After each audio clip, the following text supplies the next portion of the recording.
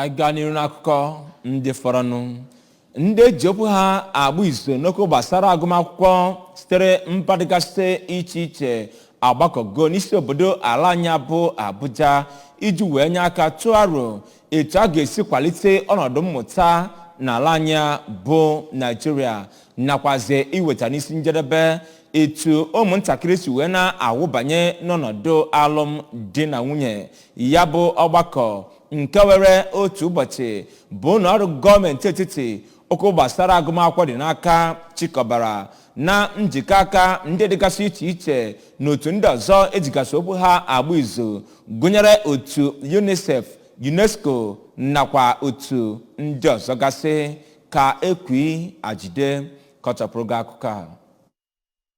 Ọtụtụ ndị kwuru okwu na mkparịta ụka ahụ gosipụtara mkpa ọ dị ịhụ na ndị nkuzi Afrịka nwere nkwalite gbara mkpọrọgwụ. N'okwu nke ya ka minista steeti na-ahụ maka mmụta Maazị Goodluck Opia sịrị na ọ bụrụ na Naịjirịa nwere ike imechi oghere dị na ngwa mmụta, ọ ga-enyere aka ịkwụsị ọtụtụ ọgbata uhie n'akwụkwọ mbụ ụzọ n'inweta ọhụha nwoke na nwanyị site na mmụta ka Director ICBA Dr. Quintin Worden sịrị na aghaghị n'etiti nwoke na nwanyị na-eme ka ụmụ nwanyị ghara inweta ihe ha kwesịrị ọtụmadị n'ebe akụnụba dị. Site na Abuja, Princess Ekwi Ajide, akụkọ ụwa ABS.